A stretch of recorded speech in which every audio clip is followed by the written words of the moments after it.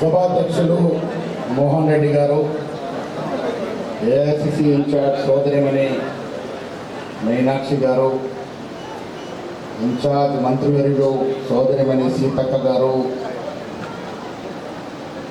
పెద్దలు గౌరవనీయులు నిన్న జన్మదినోత్సవం జరుపుకున్నటువంటి పూజ్యులు సుదర్శన్ రెడ్డి గారు, వారికి అన్నీ ఉన్నాయి.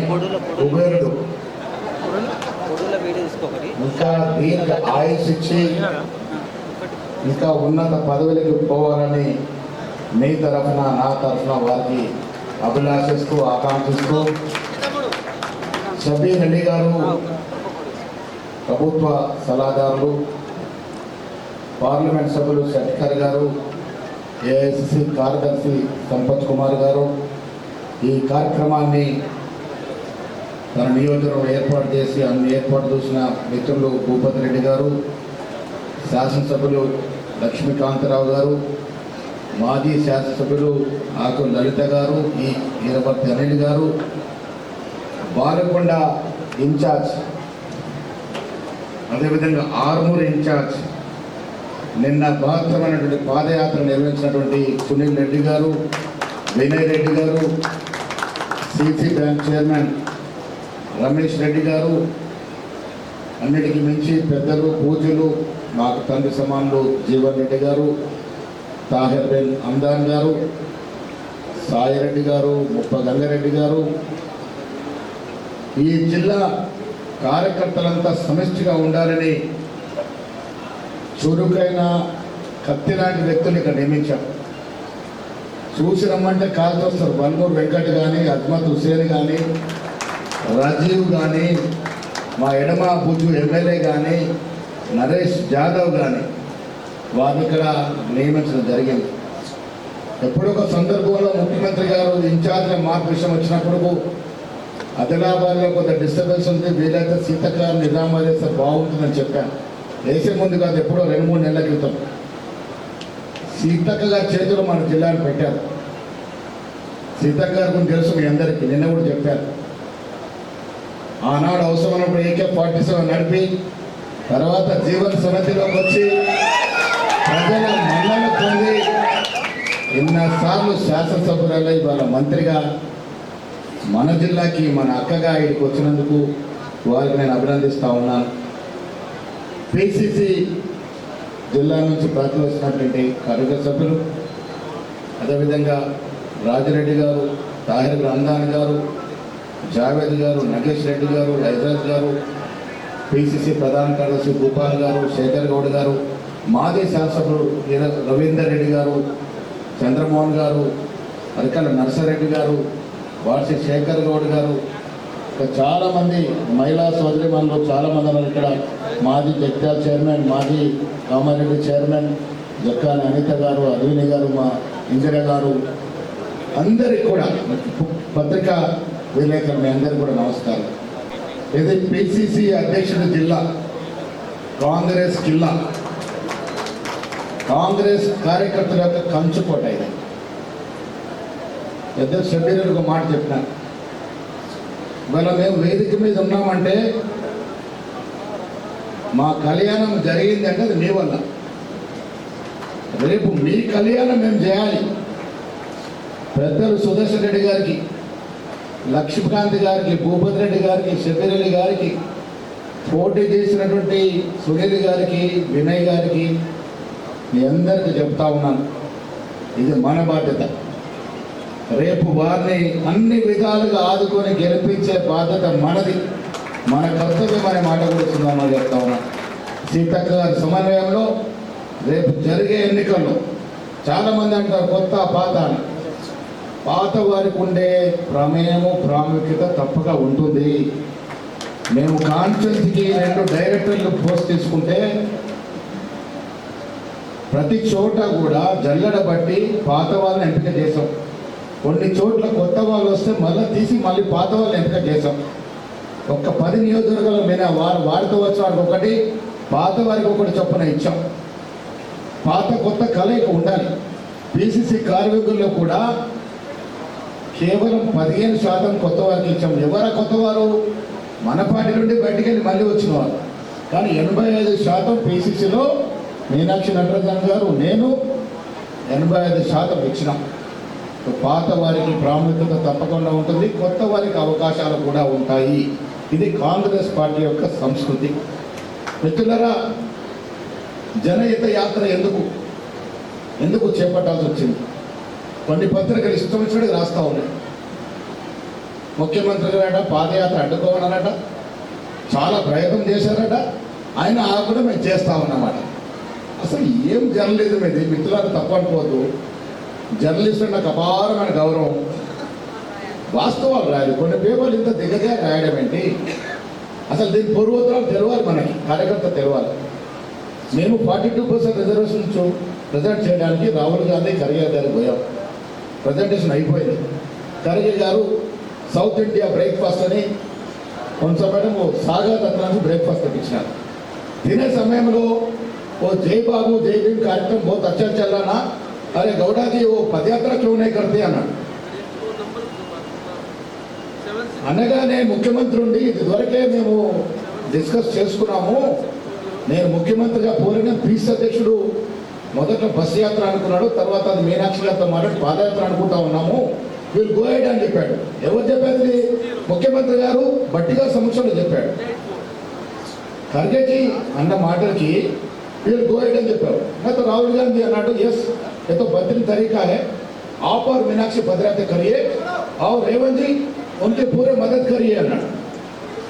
ఈ పోలీసు యంత్రాంగము ఈ సహకారము అన్ని ముఖ్యమంత్రికి అనుకోకుండా అవుతాయా?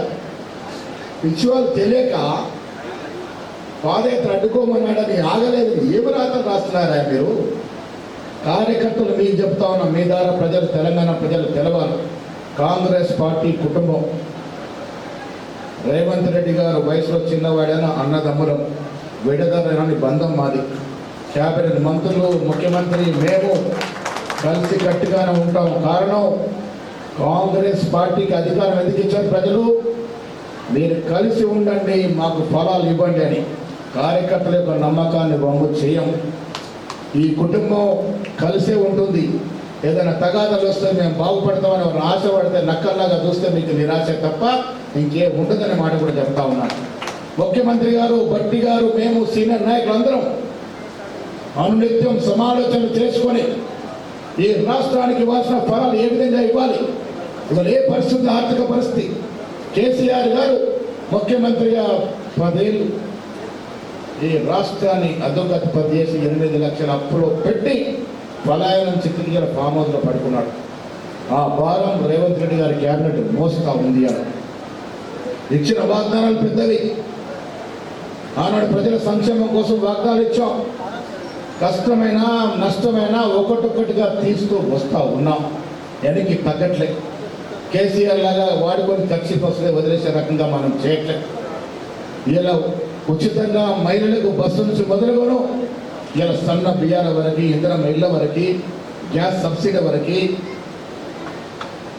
రేషన్ కార్డుల వరకు, 2 లక్షల రుణమాఫీ, ఆ బంధు, ఇవన్నీ కూడా ఏడికలు ఇస్తూ ఉన్నాం. మనము ఏ రకంగా ఇస్తూ ఉన్నాము, ఇవన్నీ కూడా ఆలోచన చేయాల్సిన అవసరం ఉన్నది. మిత్రులారా, కార్యకర్తల సమావేశం ఎందుకు పెట్టాము? ఈ సమావేశం మీనాక్షి చక్కగా చెప్పినారు పాదయాత్రలు ఎందుకు అనేది. పాదయాత్రకి కాంగ్రెస్ పార్టీకి ఎనదేని బంధం. ఈ దేశ చరిత్రని మార్చిన ఈ పాదయాత్రలు. ఆనాడు గాంధీ మార్పు మొదలుపెట్టి మన భారత్ జోడో, రాహుల్ గాంధీ యాత్ర వరకు ఎన్నో చరిత్రాత్మకమైనటువంటి పాదయాత్రలు జరిగాయి. ఎన్నికల ముందు రేవంత్ రెడ్డి, భట్టి గారి పాదయాత్రకు అపూర్వ స్పందన వచ్చింది. పాదయాత్ర అనేది ప్రజానీకానికి దగ్గర చేసేటటువంటి ఒక మనకు సౌకర్యం. ఈయన అధికారంలో ఎందుకు పాదయాత్ర చేయాలనుకున్నాం? ఖర్గే రాహుల్ గాంధీ ఎందుకు మనకు ఆదేశించినారు? కాంగ్రెస్ పార్టీ అధికారం ఉన్నా లేకున్నా నిత్యం ప్రజల్లో ఉండాలి. అదే మీనాక్షి గారు చెప్పారు. నిత్యం ప్రజల్లో ఉంటేనే నాయకులు అని మాట సీతక్క గారు చెప్పినారు. ఎందుకు సీతక్క గారికి ఇంత ఆదరణ? నిరంతరం ప్రజల్లో ఉంటారు కాబట్టి, ప్రజా సమస్యలతో సతమతమవుతూ ఉంటాం కాబట్టి, దాన్ని తీర్చే ప్రయత్నం చేస్తాం కాబట్టి. మీరు కూడా రేపు స్థానిక సంస్థల ఎన్నికలు చాలామంది అనుకుంటూ ఉంటారు, నాకు సీటు పరిస్థితి ఏందో, ఈ నాయకుడితో దగ్గర ఉంటేందో, ఆ నాయకుడు టికెట్ కోసిస్తాడేమో, ఈ బాధలు ఉంటాయి. నేను మీకు పీసీ అధ్యక్షుడు ఒక ఆశ్వాసం ఇస్తా ఉన్నా. నిజామాబాదే ఉంది. నన్ను ఇష్టపడేవారు ఉంటారు, షబీరాన్ని ఇష్టపడేవారు ఉంటారు, మా మోహన్ ఇష్టపడేవారు ఉంటారు, తయారు ఇష్టపడేవారు ఉంటారు. ఏది ఏమైనా ప్రజల నుండి గెలుస్తారని నమ్మకం ఉన్నవాడికి సర్వేలో పేరు వచ్చినట్టు సీట్లు ఇస్తాం. అది షబీర్ అభ్యర్థి కావచ్చు, నా అభ్యర్థి ఎవరైనా కావచ్చు. గెలిపించుకునే బాధ్యత మేము అందరం తీసుకుంటాం. మళ్ళీ అది కూడా చెప్తా ఉన్నాం. షబీర్ అలీ గారు చెప్పారు, నేను ఆన్లైన్ కట్టుకొని అన్నీ మేమై గెలిపించుకుంటామనే మాట కూడా చెప్తా ఉన్నాం. మా ధర్మం, మా కర్తవ్యం అది. కార్యకర్తలు నారాజు అవ్వాల్సిన అవసరం లేదు. ఆయన చెప్పారు, నేను చాలా చోట్ల చెప్తా ఉంటాను, మీ వల్లే మేము, మీ వల్లే కాంగ్రెస్ ప్రభుత్వం వల్ల మీరు 10 ఏళ్ళు లాఠీలు తినకుండా ఉండి, చెందోర్చకుండా, జైలుకోకుంటే గవర్నమెంట్ ఎక్కడిది? మీ వల్లే కదా ప్రభుత్వం వచ్చింది. మిమ్మల్ని కాపాడుకునే బాధ్యత మాది అని మాట కూడా ఈ సందర్భంగా మనం చేస్తా ఉన్నాం. రేవంత్ రెడ్డి గారి ప్రభుత్వం మహిళా సాధికారిక ప్రభుత్వంగా నడుస్తూ ఉంది. గ్యాస్ వాళ్ళకే, కరెంటు వాళ్ళకే, ఉచితంగా 200 యూనిట్లు, సన్న బియ్యాలు వాళ్ళకే, మహిళా గ్రూప్లో చనిపోతే 10 లక్షల ఇన్సూరెన్స్ వస్తుంది. దాదాపు ఇందాక సాయిరెడ్డి గారు చెప్తాను, 1,70,00,000 ఈ నిజామాబాద్లో ఇచ్చామనే మాట. గతంలో ఎప్పుడైనా ఈ రకంగా వచ్చిందా? డబుల్ బెడ్రూమ్ 10 ఏళ్ళు ఊరడించాడు కదా, ఒక్క డబుల్ బెడ్రూమ్ వచ్చిందా భూపతి రెడ్డి గారు మన రూరల్ నియోజకవర్గంలో?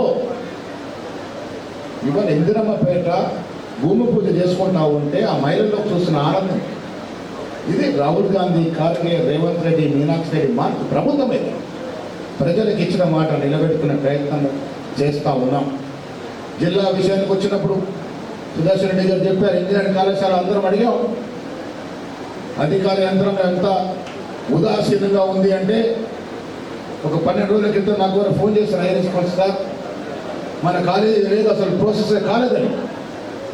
నేను గాంధీభవన్ నుంచి నేరుగా ముఖ్యమంత్రికి వెళ్ళి, ఏ ముఖ్యమంత్రి గారు, నేను అడిగాను, మా శాసనమండలిలో మీరు మాట ఇచ్చారు, మా కాలేజ్ చూసలేదు.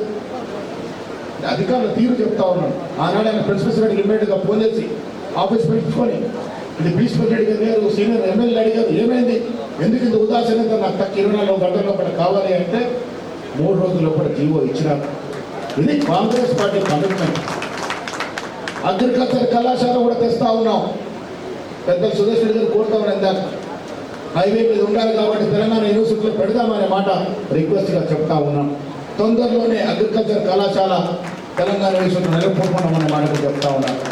నిజామాబాద్ పాలిటెక్నిక్ పెట్టింది పేరు, సీతక్క రిక్వెస్ట్ చేస్తా ఉన్నాను, అగ్రికల్చర్ పాలిటెక్నిక్ కూడా ఇంకొకటి నిజామాబాద్లో పెట్టండి. పాలిటెక్నిక్ కళాశాల చాలా పెద్ద కళాశాల నిజామాబాద్లో. తెలంగాణ యూనివర్సిటీ ఎవరిచ్చారు? రేవంత్ రాజశేఖర రెడ్డి గారు ఇచ్చారు. మెడికల్ కళాశాల ఎవరిచ్చారు? కిరణ్ కుమార్ రెడ్డి హయాంలో ఇదే సుదర్శన్ రెడ్డి గారు ఊరు పట్టులాగా పట్టి మమ్మల్ని ఎన్నోసార్లు ఢిల్లీ తీసుకెళ్ళి, అసలు కాలేజీ వచ్చేది కాదు, ఆయన 10 సార్లు మనం ఢిల్లీ తీసుకుపోయాడు. ఆజాద్ గారిని ఒప్పించి మెప్పించి, ఆ మధ్యన రోడ్ వస్తుంది కాబట్టి దానికి ఇబ్బందులు వస్తే మెడికల్ కౌన్సిల్ ఆఫ్ ఇండియా అసలు ఒప్పే పరిస్థితి ఉండదు. వారిని ఒప్పించి మొండిపడితో మెడికల్ కళాశాల తీసుకొచ్చినటువంటి పరిస్థితి. నేను ఆందోళనలో దామోదర్ నరసింహ గారు చెప్పాను, కార్డియాలజీ సెంటర్, పెద్ద సెంటర్ మాకు కావాలని నిజామాబాద్లో ఆ దశగా ప్రయత్నం చేయాలని సీతక్క గారు మొదలు పెడతా ఉన్నాను. కార్డియాలజీ సెంటర్ నిజామాబాద్కి రావాలి, ఇస్తాననే మాట వారు చెప్పినారనే మాట చెప్తా ఉన్నాను. నిజామాబాద్ ఫ్యాక్టరీ తెరిపించాలని కొందరు, తెరిపిస్తే షుగర్ కేన్ పండించేవారు లేరని కొందరు, దాని మీద అధికారులు చెప్పి అధ్యయనం చేపిస్తూ ఉన్నాం.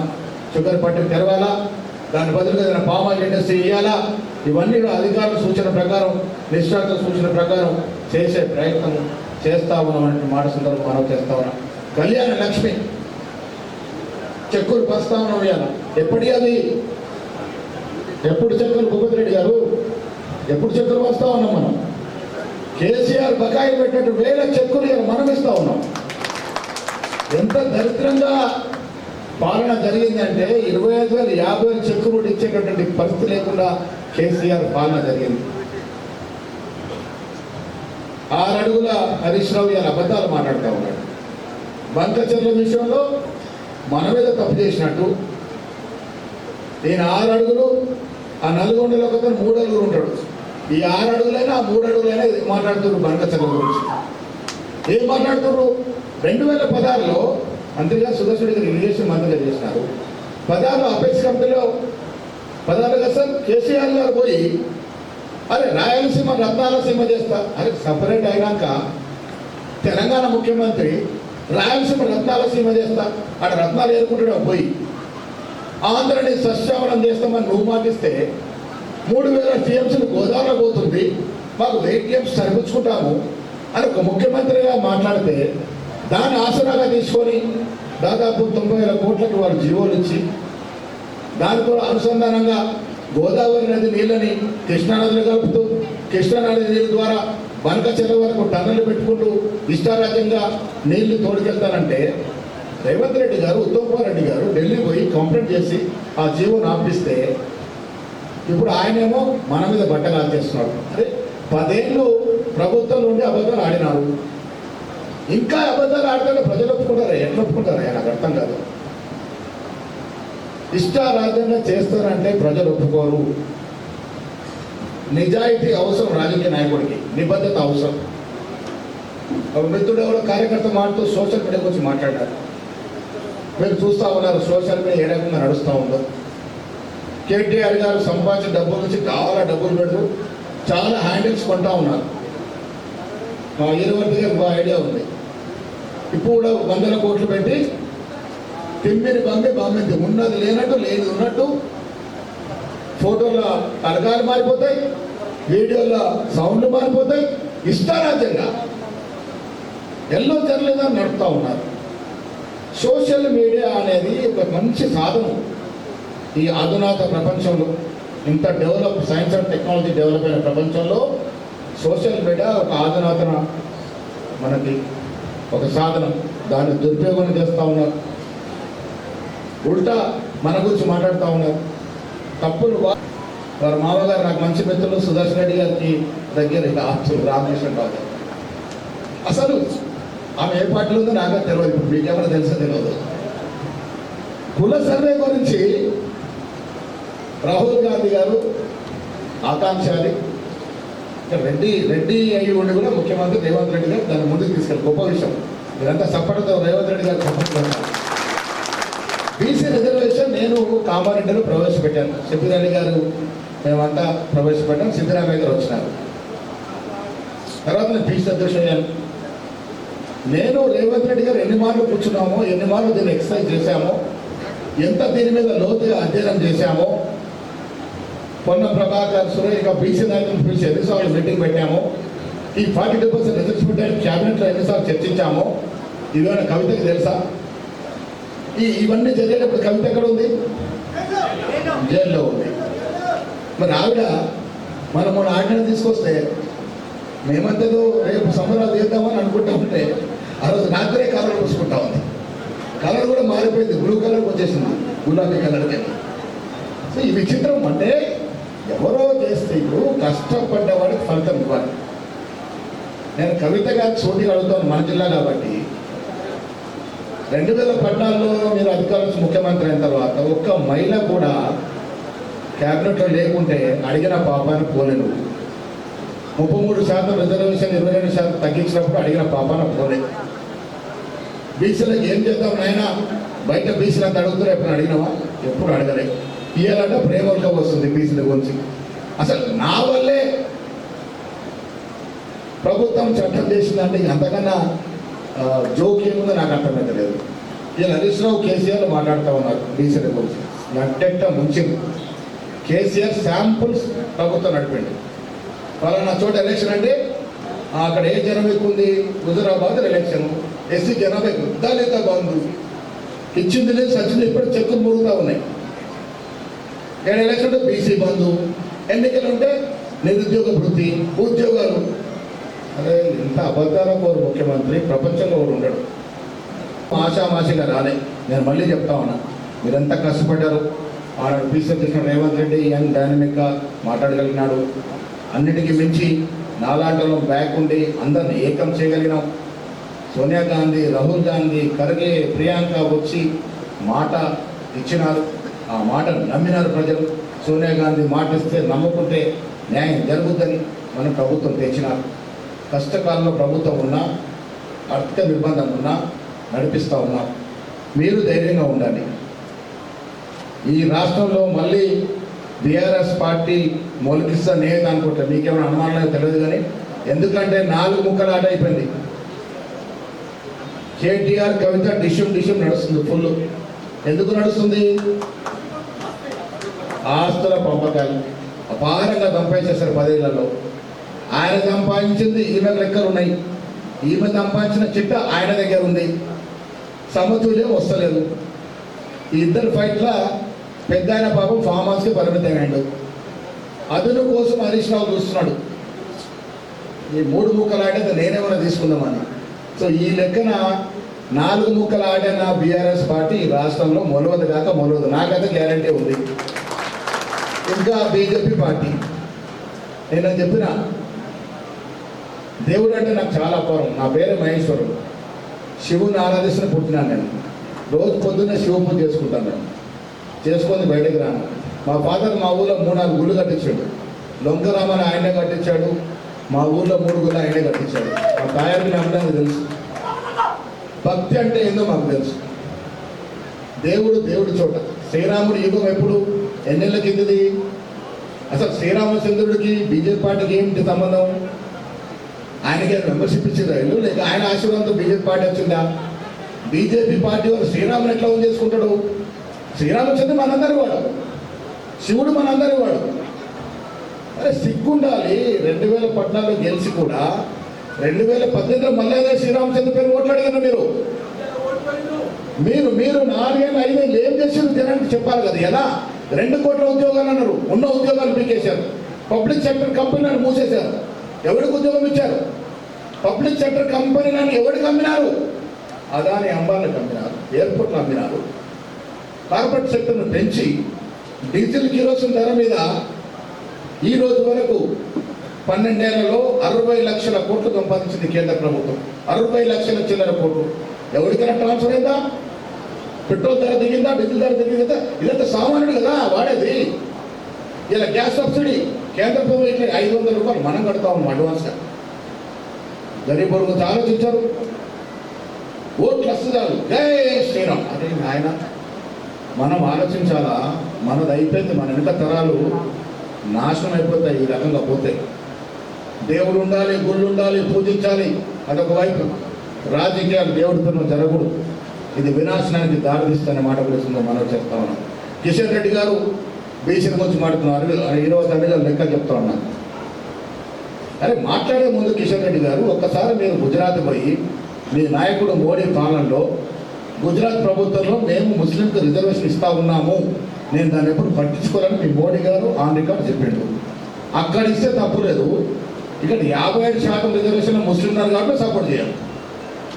బుద్ధి జ్ఞానం అని మాట్లాడుతున్నారా మీరు?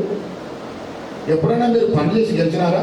దేవుడి మీద గెలిచిన మీరు ఇలా ఉత్తరప్రదేశ్లో ముస్లిం రిజర్వేషన్ ఇస్తున్నారు. మీ ప్రభుత్వం ఉంది. పక్కన ఆంధ్ర రాష్ట్రంలో చంద్రబాబు మీ పొద్దుంది, ఆడ ముస్లిం రిజర్వేషన్ ఇస్తున్నారు. మధ్యప్రదేశ్లో ఇస్తున్నారు. ఆడ తప్పు లేదు. కానీ ఈడిస్తే మేము సపోర్ట్ చేయాలంటే మీరు ముస్లిం తీసేయాలి అంటాడు. అంటే ముఖానికి అడ్డం పెట్టడం అనేది చేసే చేత కాదు. బీజేపీ ఎమ్మెల్యేలు సపోర్ట్ చేశారు మనకు అసెంబ్లీలో 42% రిజర్వేషన్ అప్పుడు. ఢిల్లీ పోతే ముఖాలు అడ్డిస్తున్నారు. ఎవరికి భయపడి? కిషన్ రెడ్డికి, వాళ్ళకి భయపడి. నేను బండి సంజయ్ గారిని అడుగుతా ఉన్నా, అరవింద్ గారిని అడుగుతా ఉన్నా, ఈటల రాయని అడుగుతా ఉన్నా. మీరు బీసీలే కదా, బీసీలు ఏమైనా గొప్పగా చెప్పుకుంటారు కదా. అరే దమ్ము, ధైర్యము, చీము, నెత్తురు లేదా మీకు? కిషన్ రెడ్డి ఇట్లా మాట్లాడుతుంటే ఖండం చేయరా? రామచంద్రరావు బీసీలకు రిజర్వేషన్ సాధ్యమే కాదన్నప్పుడు మీరు ఎందుకు నోరు మూసుకుంటా ఉన్నారు? బీసీ బిడ్డలు కాదా మీరు? దమ్ము ధైర్యం లేదా? చాలా చచ్చిందా? ఎందుకు మాట్లాడలే? బీసీ ఎమ్మెల్యే ఎందుకు మాట్లాడలే? అరే రెడ్డి ముఖ్యమంత్రి అయ్యండి, కుల సర్వే చేసి బీసీలకు రిజర్వేషన్ ఇస్తారు ముందుకు వస్తా ఉంటే సపోర్ట్ చేయాల్సిన బీసీ ఎంపీలు, బీసీ ఎమ్మెల్యేలు ఎందుకు నోరు మూసుకొని కూర్చుంటారు? మీరు అడగాలి మిత్రులారా. ఓట్లు వేసాం కదా మనకి, ఏదో మోసపోయి ఓట్లు వేసాము. రాకేష్ రెడ్డి గెలిచినా, కామారెడ్డి ఏంది మన ఆ వెంకటరామరెడ్డి గెలిచినా దేవుళ్ళ పేరుతో మోస ప్రవేశం కదా అడగాలి వాళ్ళని. సీతక్క చెప్పినప్పుడు రాజకీయ నాయకుడు అంటే అవసరానికి దేవుళ్ళు వాడుకోవడం కాదు, సత్తా ఉండాలా, రాజకీయ లక్షణం ఉండాలా, దమ్ము ధైర్యం ఉండాలా, ఆ తెగింపు ఉండాలా, అనునిత్యం ప్రజల్లో ఉండాలా. వాడే నాయకుడు. రేవంత్ రెడ్డి గారు ముఖ్యమంత్రిగా, భట్టి గారు ఉప ముఖ్యమంత్రిగా, నేను పిసిసి అధ్యక్షుడిగా మీ అందరికీ మాటిస్తున్నాము, ఇది ప్రజల ప్రభుత్వం, ఇది 5 ఏళ్ల కోసం వచ్చిన ప్రభుత్వం కాదు.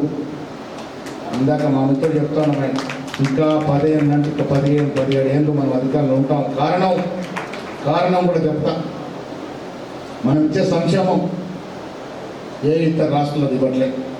సన్న బియ్యాలు అనేది ఆషామాషి కార్యక్రమం కాదు. ఇంధన ఇల్లు అనేది ఎవరు కళ్ళు కూడా ఊహించుకోలే.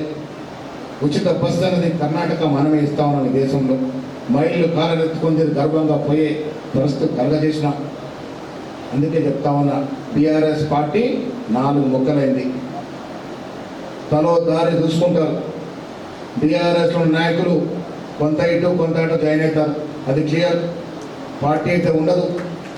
ఇంకా బీజేపీ తెలంగాణ రాష్ట్రం భౌగోళికంగా తీసుకున్నా,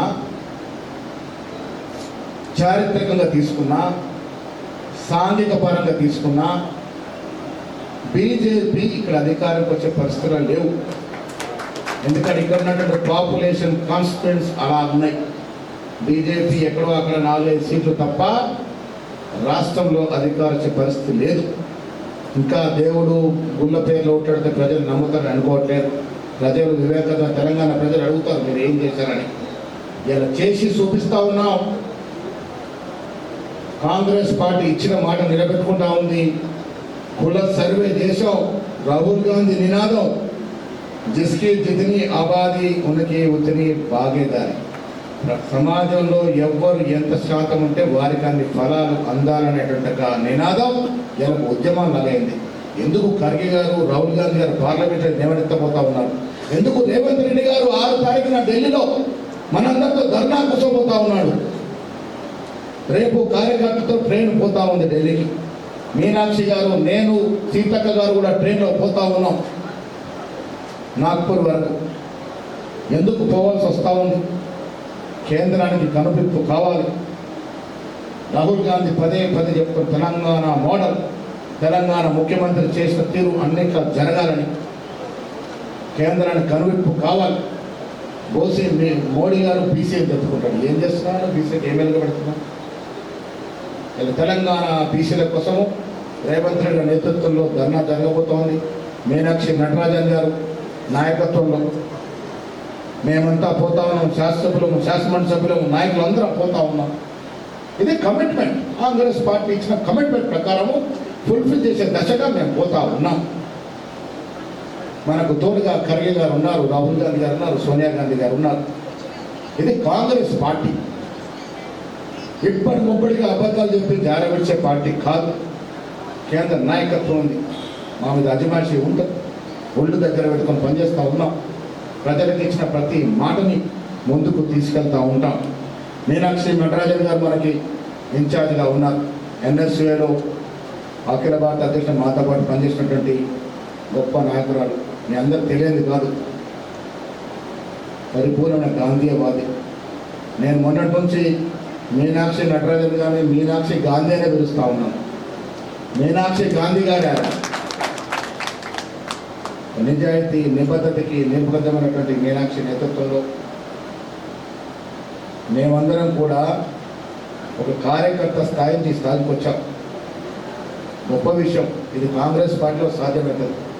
మారుమూల నాగాంచంలో పుట్టిన నేను, ఎన్ఎస్యూల కార్యకర్తకు వచ్చిన నేను ఇలా రాష్ట్రానికి పీస్ అధ్యక్షుడు అంటే అది కాంగ్రెస్ పార్టీలోనే సాధ్యమవుతుంది. ఓపిక కావాలి. ఓపిక ఉంటే కాంగ్రెస్ పార్టీలో ఏదో ఒక రోజు మనం పల్లెకి ఎక్కుతాం. అది మాత్రం గ్యారంటీ. ఇలా సురేష్ శెట్కర్ గారు యూత్ కాంగ్రెస్లో మాతో పాటు పనిచేశారు.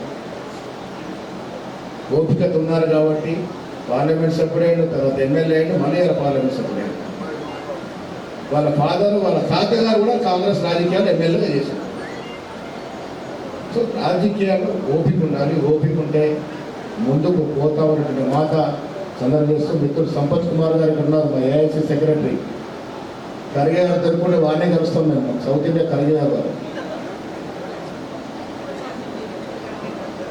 ఆయన అందుబాటులో ఇన్నే కలుస్తూ ఉంటారు. సో